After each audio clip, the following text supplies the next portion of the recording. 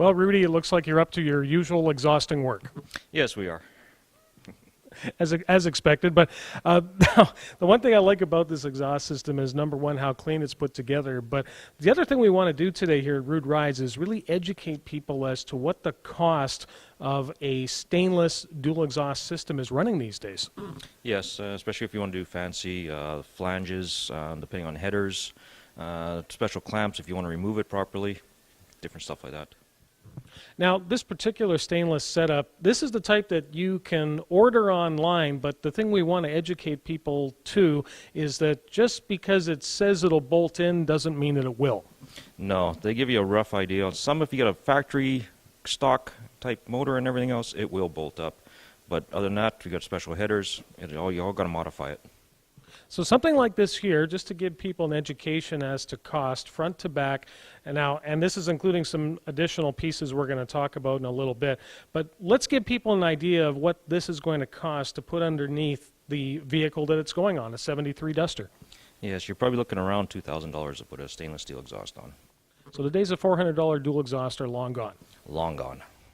But you know what I do like here is what this car will be able to do. Now, it's got a very built 360 in it, but the thing that you want to be able to do, especially if you're taking it to the drag strip, is getting a little bit more breathing out of it, and that's done with these electronic cutouts. Yes, you can put them in line, and they got an electronic motor in them that turns the valves open and allows it to go straight from the headers, straight out, passes the exhaust, and you got wide open headers. And, of course, we never want to use that on the street, right? Right. Well, it looks great, and what we're going to be doing on the road trip is on a future episode, you're going to see this car in its completed fashion rolling down the road. So definitely stay tuned to the road trip for what's coming up next on this beautiful Duster. You probably think you're pretty smart. You've got a piece of paper on the wall from the halls of higher learning. You use the internet for everything from banking to finding true love. And you've even figured out how to change the ringer on your cell phone. So why do we use a vehicle that can seat sometimes up to 8 people to take us for our solitary drives to work and play? Does that seem very smart? So we drive a vehicle with too few people, with cargo room that's seldom used. On top of that, the fuel cost of a lot of these vehicles continues to rise. Doesn't sound very smart. Maybe it's time to get smart.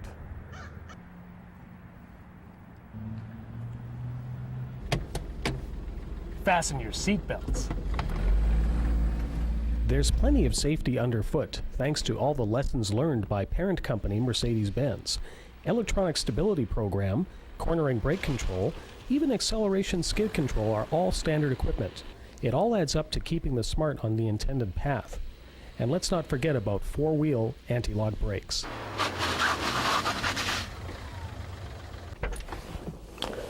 You're probably wondering how 2.5 meters of car can actually be safe.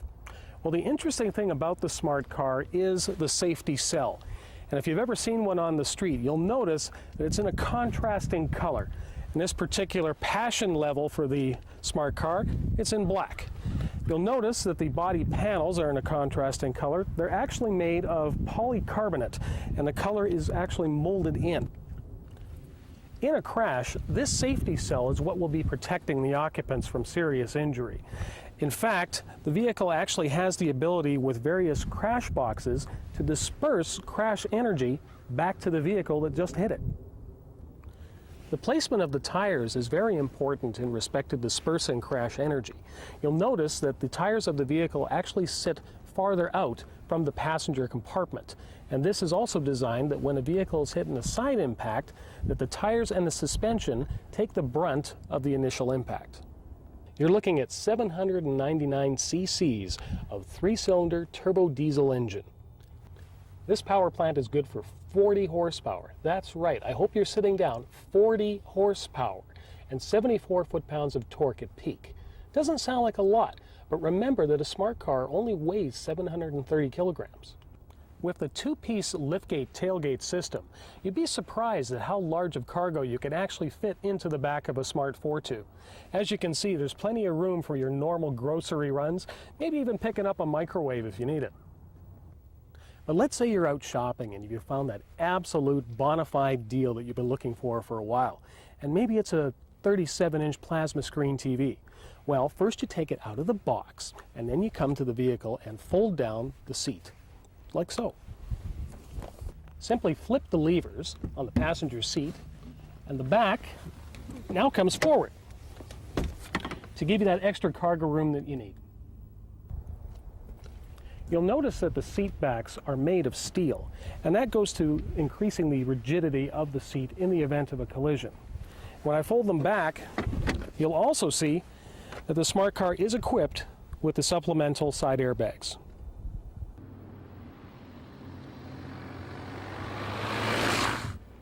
The Smart Fortwo is a nimble performer in the corners. The rack and pinion steering is unassisted, however it definitely has the right amount of feel. The Smart Fortwo uses a 6-speed semi-automatic transmission. There's no clutch. Simply tap the shifter for the next needed gear. An optional program allows the 6-speed to act like a typical automatic.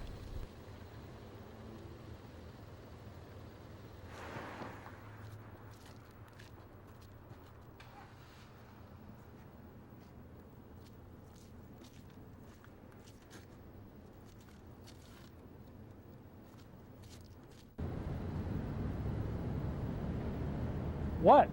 I paid for it. The Smart Fortwo answers a question that a lot of us aren't exactly ready to ask ourselves when it comes to our transportation. How much vehicle do I really need? When you think about it, it's usually just me, myself, and I in the driver's seat, and maybe your gym bag or your fast food bag next to you on the other seat. When it comes down to what we really require, safety, performance, and a little bit of style, the Smart definitely delivers. For Shaw Wheels, I'm Michael Clark.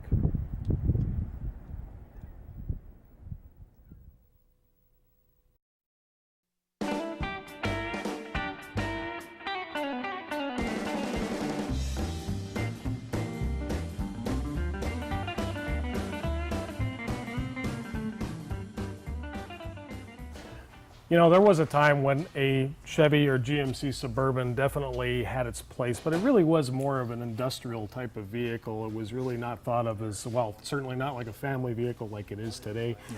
But this harkens back to the time when not only could you get them with a very robust four-wheel drive system, but just tough as nails. Yeah.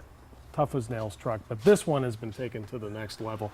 So TJ Seeland here at JC Customs, tell us a little bit about the build here and tell us about the improvements that have been done. Well, we've upgraded the axles in it. Newer style axles, 454, 700 R4 transmission.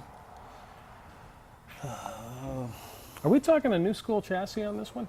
Nope, that's a factory 66 chassis, just modified.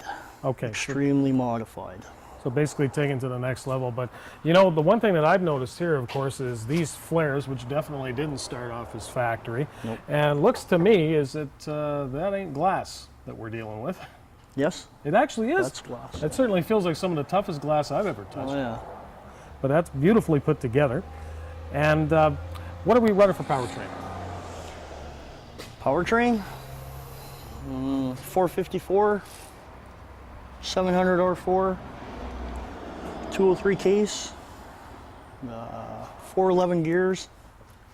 3100 stall converter. Yep, 3100 stall converter. Horsepower, I don't know, somewhere over 5. Okay, so we're definitely got something very well built to handle the extra bits underneath. But you know what I really like about it is that you've incorporated a lot of newer school ideas onto this truck. I remember the ridiculous old mirrors on about a 65, 66 Chevy truck, and you've actually gone with the new school style off of, looks to be later 88 to 95. 95 Chevy mirrors, one-piece door glass. Yeah, you got rid of the vent window, but of course the thing that really makes sense, because I've seen too many guys do these things up really high, and how do you get into them? Well, relocating the door handle. Relocating the door handle, yep. That's a great idea. You've also gone with an upper console, a GM salvage piece up there. I think that's from a 2005 Dodge. That's from a Dodge. That's from a Dodge. Isn't that sacrilege? Well, use what you got. Use what you got. Use what you got. You got a beautiful pipe set up here too. Yeah. And let's take a look inside. Well, you definitely got new school with the interior, updating the buckets. Yep, like full leather interior. Still a work in progress. It's near finishing. We've changed the roof on it. Well, that's actually something that gets the attention, because I think back to the days of the Vista Cruiser, and it's great to have that type of glass up there.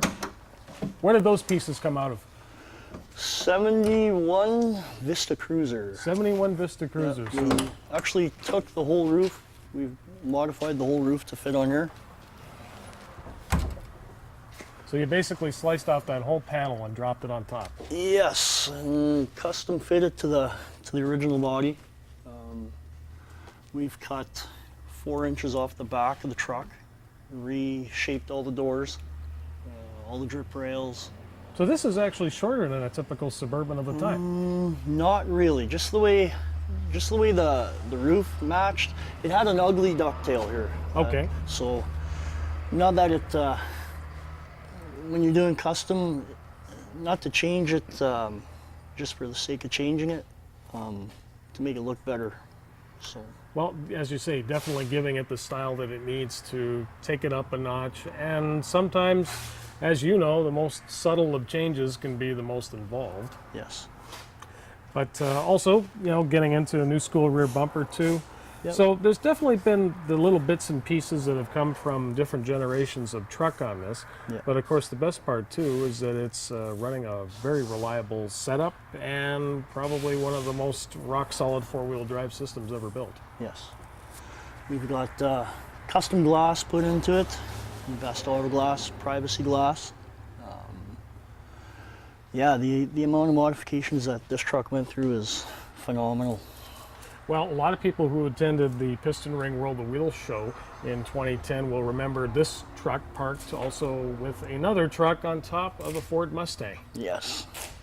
So- Like it should be. Like it should. Oh, like it should be. Like it should be. Yeah. I sense a GM man. You know, let's take a look at that International as well. Okay. Okay, TJ, now this one, I can pretty much guarantee we aren't dealing with a stock chassis underneath this 39 International. No, we started off with a 70 Suburban and built from there. Built from there. Well, Built from there. so, of course, that Suburban started life as a 4-wheel drive, so still running all GM power guts here. Yep, all pure GM. We've got a 454 in there. Not built up too much. Cammed, 4-barrel. Well, the one thing that's kind of got my attention already is the fabrication on the boards themselves, Yeah. which is going to definitely make it easy for getting into. And you guys even went one step further. You put on puddle lights. Yep. That's a really nice feature. Yeah. But I got to tell you, I'm taking a look back here at the trailing arms for this thing. This has got some serious travel. Yeah, it's got some serious torque too. So So what do we think this one's rated at with the current build? horsepower wise, 4 1/4. 4 1/4? 4 1/4. Yeah. So easily what you need to park on top of a Mustang. Easily, yes. You got the old school stacks on it. I mean, it's definitely got a presence. Yep. And you know, it's really nice to see some woodwork like what you've done back here on the box. Yep. Yeah, I try to keep some of the old school custom ideas that have been around for a long time. So So interior comforts.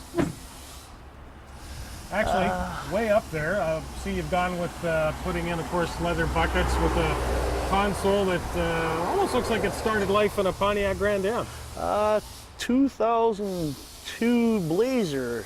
Well, I was in the same family. Yeah, same family. Same family. Yeah, it's all new custom interior. We got a one-piece headliner in there, overhead console, gauges hidden through everything, power seats. You know, it's Yeah. great. It's great to see what's out there, basically junkyard finds that with a little bit of trimming and a little bit of know-how, Yep. you can actually turn into something really comfortable. Yes.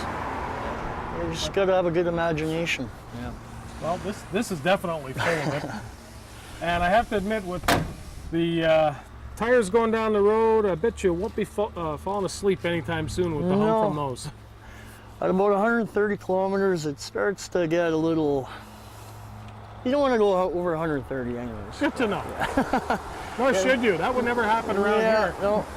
Yeah, there's been a lot of modifications on this one. We extended the hood 11.5 inches. We've extended the fenders 11.5. We've widened them 10.5 inches wider.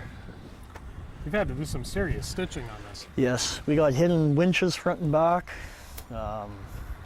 Yeah. So even as pretty as it looks, this truck is meant to do everything that a full-on major heavy-duty 4x4 can do. This thing's been off-road already. It's been beat on already.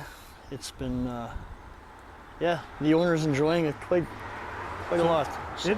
It's been built to, well, you got the best of both worlds. Looks pretty when you need it to, Yep. and does the full off-road when you need it to as Yep. well. Yeah. Another beautiful example from JC Customs.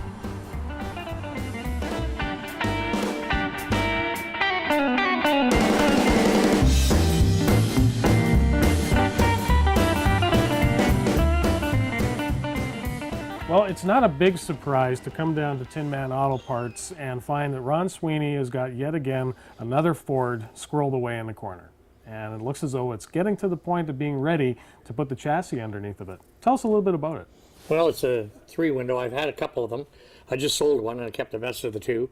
And this is a pretty nice car for what it is. And I'm going to be doing this one here next, probably within, we're going to start on the chassis probably within the next week or 2. And hope to have it on its wheels and engine in and everything by the end of August. And maybe have it out for next year early. Well, what I've seen already is that, of course, you've got a chassis sitting next to us here, and looks as though it's gone through the process of being sandblasted. And how's this one held up? Well, this is just an old chassis that I had found, and cleaned it up a little bit. We got some more cleaning up to do on it, and then we'll put the suspension on it, and the cross member in it, and the mounts on it, the tranny mounts on it, and lower the car onto it, and go from there. So plans are to do a Mustang 2 style front suspension? Exactly. It's just going to be a low buck, street drivable car. Are you hoping to put in a flathead like your beautiful 36? Well, we're going to keep that as a little bit of a surprise what I might do to it. I got some ideas, and we'll see how things work out. Okay. So when it comes to looking for one of these, and of course you've had a few. In fact, right now you're in the process of building something that, can we talk about it a little bit? Well, you can, I guess, yeah, sure. It's a 34 Roadster? No, it's a 35. 35 Roadster. So my understanding is that build is going to floor a lot of people. Well, it's a pretty expensive build. It's a little more than I should have took on, but I took on. And I love the hobby so much, I just thought that I'd like to push it a little farther. And it's a pretty nice car, and I've had lots of nice compliments from here, down south, all over, who have seen the car. And we hope to have it ready for January for the Grand National Roadster Show in Pomona. Now, hopefully, that's what our plans are. It's going to Iowa for interior. It's at Al Bodnerchuk's right now being wired. Morris Cahill did the complete body and the modifications. Bill Bourbonnais did all the suspension, all the jag, and all the billet and everything underneath it. And it's a pretty unique little car. It'll be a lot of fun to show for a year and then drive after that. Well, you're talking some very big names and, of course, award winners as well in the province that really know their stuff. Well, you know, you want the best, you got to try and get the best to work on it. I'm not really a hands-on kind of guy in lots of ways, but, you know, you get things done if you shake the right carrot. And the car's a pretty nice car. I don't think it'll be a drop-dead gorgeous car, but it's probably the best that I'll ever have. Well, and the cool thing is, too, is that in addition to that, you're also big about having cars as drivers. Yeah, that's what this one's going to be. Just like my other coupe, this one here, I have a fellow who made me a pair of fender skirts for the car. I'm going to make a low ride, like a tail dragger out of it, and just have some fun with it, and you know, just for the Sunday night cruising and stuff like that, like my black one, and just switch off and on. And I've always wanted a 3-window, and that's what this is, and that's where I'm at with that. Well, the other thing too, Ron, is that a lot of people know you, of course, in the classic and special interest car community for what you save. And I think what we should do is we should head out and we should take a look at what's out there right now at Tinman Auto Parts. All right, we can do that, sure. Well, Ron, you never disappoint here at Tinman Auto Parts. And of course, sitting in front of us in a little bit of a dismantled state is a 58 Chevy Del Rey. Definitely still has a lot of very usable parts on it. And a pretty recognizable car from the 50s, but I have to tell you, there's nothing like an early 50s Nash. Yeah, they're kind of neat. Where did you find this? This is a Nash Statesman. Well, when this car came in, there was a fellow who was going to take it across to the shredder, and we stopped him. He had on a trailer, and he was waiting in line here, and we asked him what he was doing with it, and he told us, and we told him, well, we can't let that happen. So we bought it off him for a little more than he would have got. That was years back. We've had it here that long. I bet you we've had this car here, has to be 8 years we've had it here. Well, the neat thing about them, of course, I'll just start from there. You know, the neat thing about the Nashes, of course, is that they were one of the first early unibodies, so you have to be very careful if you're thinking about restoring one, because, well, if it's pretty much rotten underneath, you don't have much of a car. They were called the bathtub. That's true. And, of course, one of the other features that's really interesting about the Nashes, and I'll bet Ron might even have a story or two from back in the day. Now, of course, this one's full of quite a bit of parts, but the interesting thing about the Nash products, and in fact this one still has the levers in place, is that this particular bench seat up front folded completely flat, and you could actually turn this car into a bed.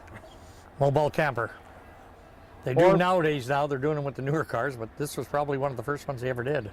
Well, you know, and it's unfortunate that this one's had some serious structural damage. Floorboard's pretty much shot. But you know what? The great thing about something like this is that if you're actually thinking about restoring one, there's a lot of really usable parts on here. Absolutely. Now, hard to find usable parts. You know, there's a little spot of Tinman Auto Parts I like to call Heartbreak Hill. Yeah, Now, that's at the back. Correct. And let's go and take a look at what's sitting out Certainly. there. Now we can.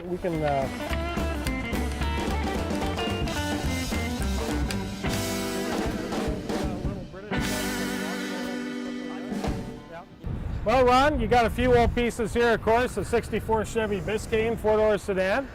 Definitely still has some good usable bits here if you're doing a restoration. Looks to me to be a 59 Pontiac, judging from the fins over there. Exactly what it is. And standing next to us here, you know, here's something that could also be considered a future collectible, and that's the Olds Omegas from the mid-70s, obviously based on the Nova chassis. Guys are taking them for their disc brakes and stuff like that. They like to use that kind of front end on some cars. Yep, so it's definitely got parts for guys that are converting stuff, but definitely possible future collectible here. And of course, you know, this beautiful old truck here. What year is that Ford? The 35 Ford. It's a 1 ton, but it's the same cab as a half ton. Same cab. Guys have been taking firewall out of it and cutting pieces for their projects. You know, it's so cool to see stuff back in the day when people were doing those hand-painted door signs. Yeah. It's kind of different, isn't it? You don't see enough of that. And sitting up on the hill, we got a 66 Pontiac looking at us. But I guess the thing is, Ron, how much of that stuff is still out there? How much of it do you find on a regular basis? There's lots of stuff out there, but people don't know what they have sometimes. They just think it's scrap. It might be scrap to them, but to some car enthusiasts, it's gold. And it's such a shame to see it get shredded. So that's why if we get the call, we go out and we try to get the stuff. We pay for it and buy it, and sometimes we get it for free, whatever. And then we can either use the parts or sell a complete piece to somebody who's looking to fix something up. Well, speaking of a complete piece, we're going to finish off with something that really caught my eye coming in, and that's an old Rambler Ambassador. Okay, we can show you that. That just came in yesterday on the trailer. Let's check it out. Okay. Well, Rod, as I've always said at Tinman Auto Parts, you never disappoint when it comes to finding the oddball and the weird, and what could be weirder than this Rambler Ambassador? It's been sitting around for a while. We just picked it up on Saturday. Well, you know, and the thing too is that this particular car, because it looks to me to be about 1966. Yes, I believe it is. Now, of course, what a lot of people have to remember is that people remember the Chevrolet 327, but of course, Rambler products had their own 327 V8, which this car has. So that makes it a little bit of a rare piece. At the same time, though, of course, we have to remember that Ramblers are a little bit of a weird oddball when it comes to restoring them. They certainly are. So you have to have a certain amount of brain damage. Would that be safe to say? We know a few of them. But, you know, there is a lot of guys who are completely into the American Motors products. Now, of course, this being a four-door sedan, maybe not the best candidate for a restoration. Well, the thing is, it's probably all you're going to find nowadays is four-door sedans. The two doors and the coupes and the convertibles are pretty much eaten up. Well, this one is definitely very solid, especially for a Manitoba car. It's still got the Dominion Automobile Association sticker on it. Let's see if you lock this thing. No, I wonder if they'd come and give us a boost. Gotta have the old car touch. You know, when you take a look inside here, also, you have to remember that this was pretty much a top-line car for Rambler back in the day with the wood grain trim.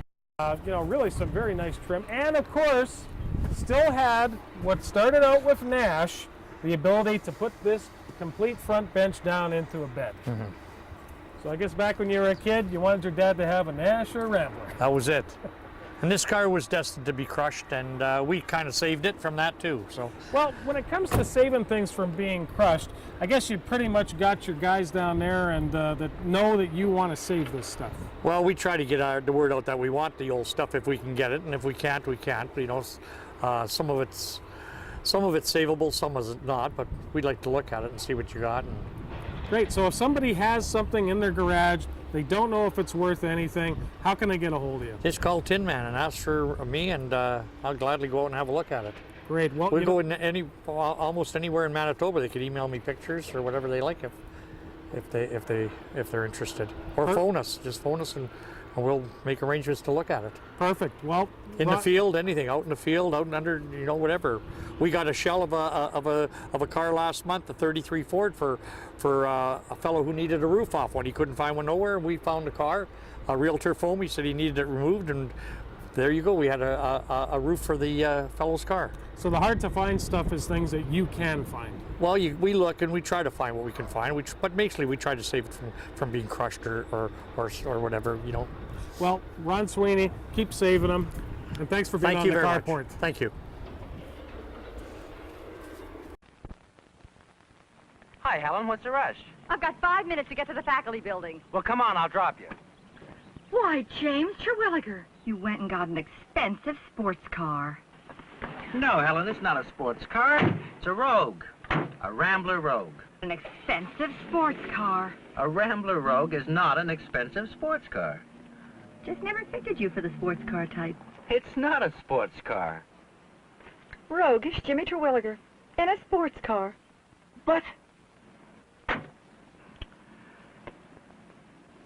does kind of handle like a sports car. And that powerful new engine does have more standard horsepower than any other car in its class. Okay, Helen. Rambler Rogue, built with your safety in mind. Every minute of every working day, 2 more families make their choice a new American Motors car because quality is built in, not added on. And now it's time to play Road Trip Trivia. Simply answer the question that's appearing on your screen right about now and email your answer to honkyourhorn@live.ca. You get a chance to win a deluxe Blue Ocean Auto and Detailing engine shampoo because a clean engine runs way better.